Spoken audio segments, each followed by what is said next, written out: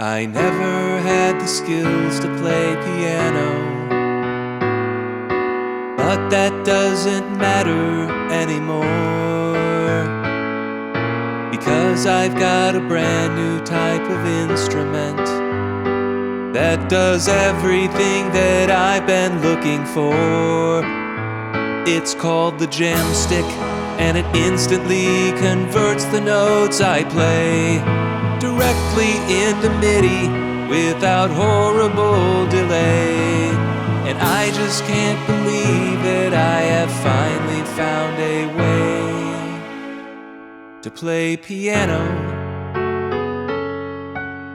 and the sitar and the flute. But there's one thing you should know, 'cause it could save you some dough. You can get 15% off your entire jamstik purchase if you use the coupon code in the description below.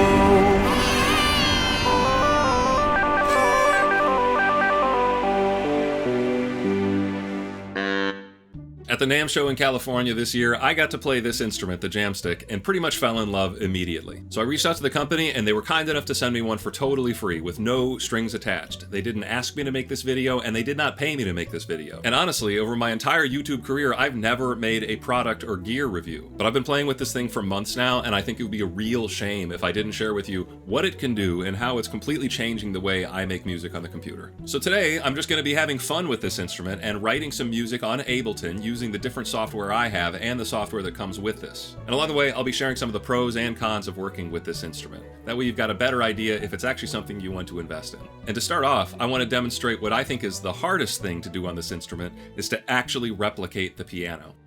So once this is plugged in through USB, you can open up your DAW and you can automate any of the piano patches that you have. Ableton has default piano patches. This is their default grand piano patch with the new Ableton.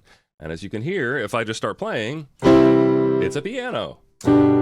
But this instrument is not a piano. You should not play this like a guitar and expect it to sound like a piano. You need to think like a piano player. And I found the most success with finger picking. By finger picking through chords, you can create that nice piano style playing.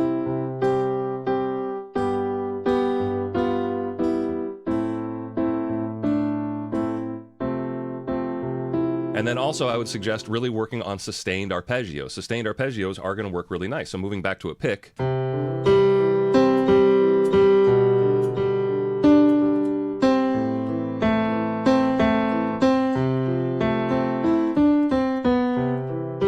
Right? And we are working with MIDI here, which means I can hit the record button and play that same stuff.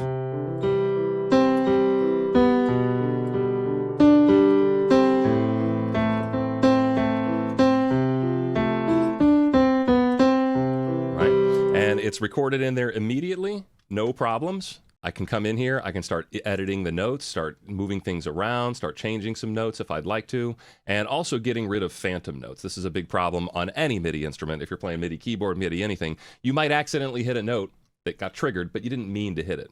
And this is a very sensitive instrument here, this jamstik. So if you rub up against the wrong fret, it's going to think you meant to play that. So you do need to be very accurate and precise as you're working through these kinds of things. Now, if you don't have piano patches already, Jamstik comes with software, and that software has all sorts of different instruments built in. So you can just play around without having to buy any extra VSTs. So here is their concert piano. And like I said, if we do something more arpeggiated, I think it sounds a little bit better. So let's try like an A minor arpeggio. And then E major. Right, that sounds pretty nice. Here's a cool one, Dreamy EP.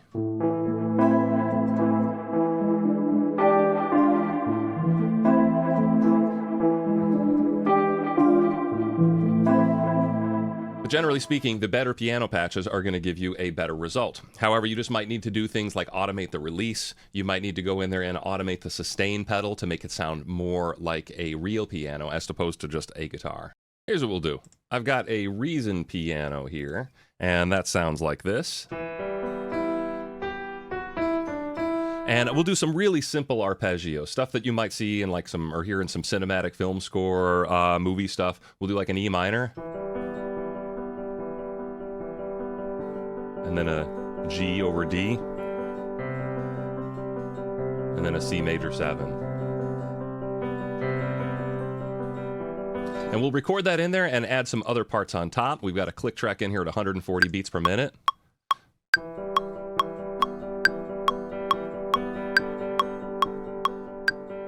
Now I've got another piano part, and this time we're going to try to add some leads on top. I'm thinking about just really simple octaves like this.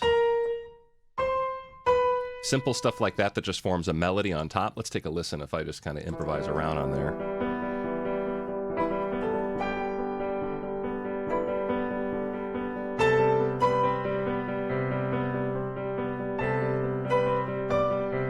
Let's try something different. This time, instead of doing octaves, I'll just do single notes, but I'll put a ton of reverb on it and see if I like that sound more.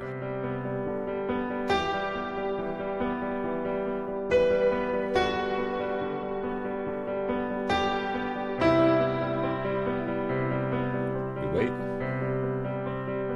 And again.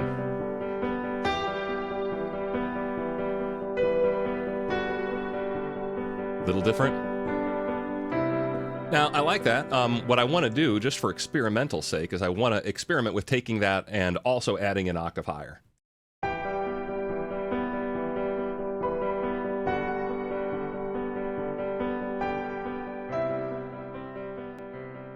All right, we're jamming on the Oud. And thanks to Reason, I have a techno drum loop.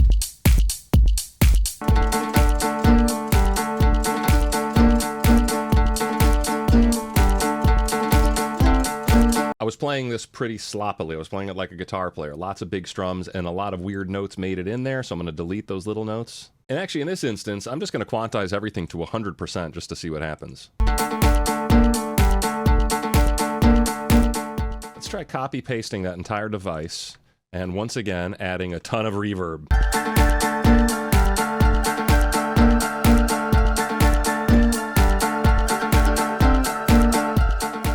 Right now, this track could really use some bass. So I'm going to go back to my Reason plugin, which I've been using Reason forever. I can never give it up. And right now, it works as a VST with just tons of synths. We'll go to this bass synthesizer.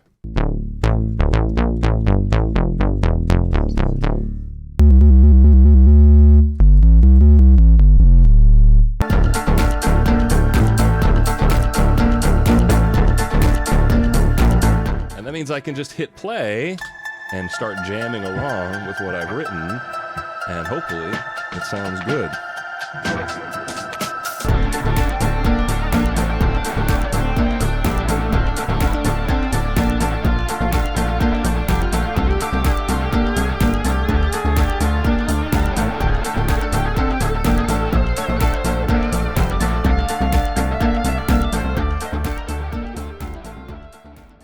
Now this is where it gets super fun. Here I have a harpsichord patch. This is, once again, a default Ableton harpsichord patch.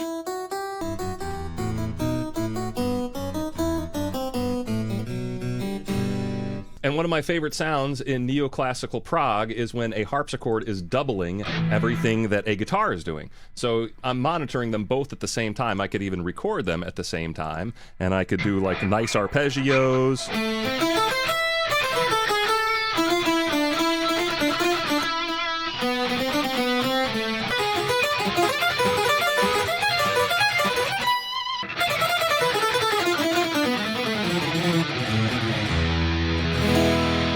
Something that's not neoclassical. Here I have a steel drum patch, and I have that playing at the same time as a xylophone patch, and then I also have that playing at the same time as my guitar.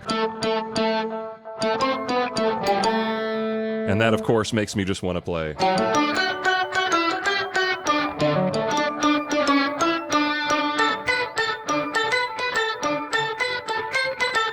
But you can get some very Frank Zappa-esque sounds out of this, you could imagine.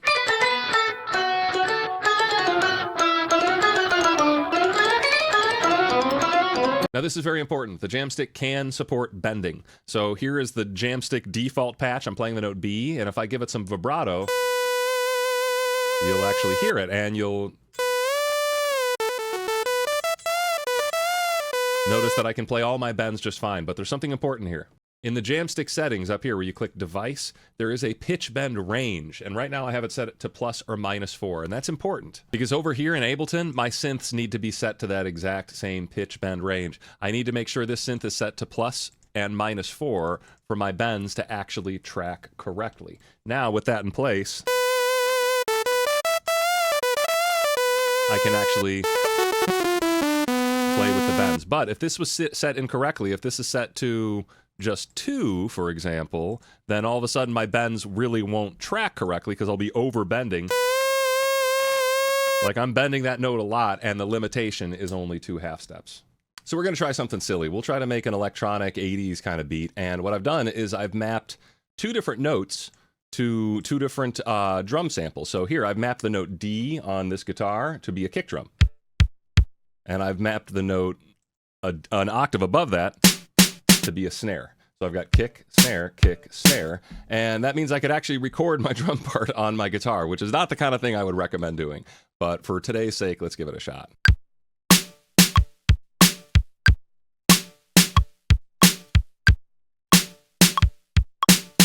But this is definitely all getting quantization. And now I can record over that and just play this little and get my hi-hat pattern in there.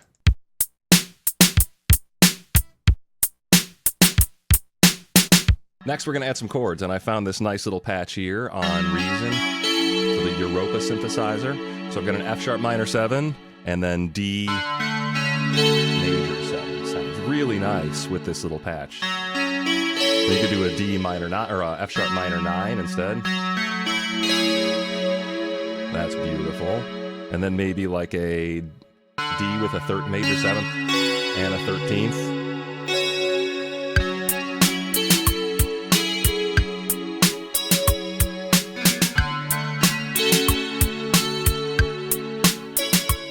Worked out, but there's some stuff in here that we can see and hear. This is my finger sliding down the fretboard with too much pressure, right? So I don't need any of that in there. You'll actually be able to hear it. So once again, just kind of cleaning up the stuff that doesn't belong in there. I think next, maybe we'll try some bass.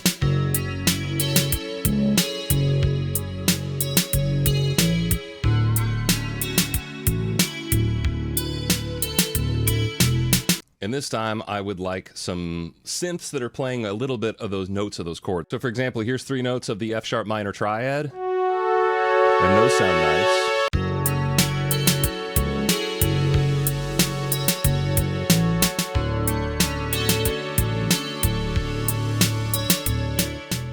And last, I want some kind of very lonely, wandering lead on top. Well, I found it. This is a patch called Canadian Broadcasting on the Europa synthesizer on Reason.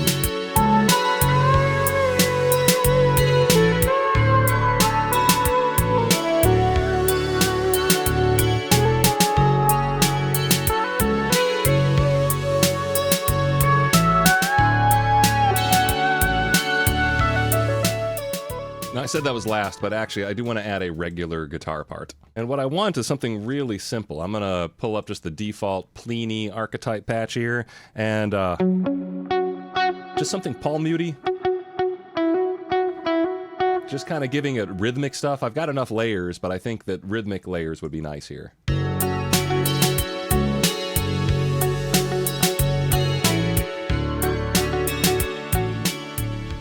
We have enough parts here to make a song out of it.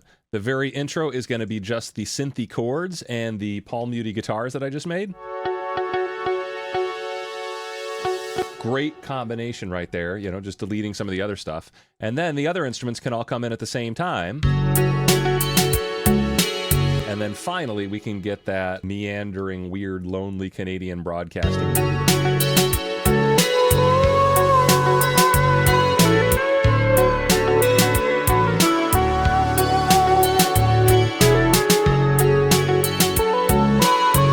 I think that's a fun way to write music, and especially, you know, I don't have to confuse myself on the piano. I'm so bad at that instrument that probably the only thing here I could have played on the piano is this, the drum part. This is the only part that still to this day, if I need to do MIDI drums, I'll probably just use the keyboard or I'll click in on my mouse, because doing it on the jamstick is not really practical. So I hope that gives you a decent idea of what this thing can do and if it's actually something you'd be interested in. For a person like me who's really bad at the keyboards, this honestly is a lifesaver. And I know some of you were saying, well, Jake, couldn't you just learn piano? Yeah, but that's probably not going to happen anytime soon. And this thing does not replace a piano, but for a person like me, it actually replaces a lot of the work that I was trying to do on my MIDI keyboard or that I was just doing with my mouse. So if you're interested in picking one up, check the coupon code below in the description, follow those links, and you can get yourself a discount on this and help out the channel as well. So thank you for watching, and I'll see you next time.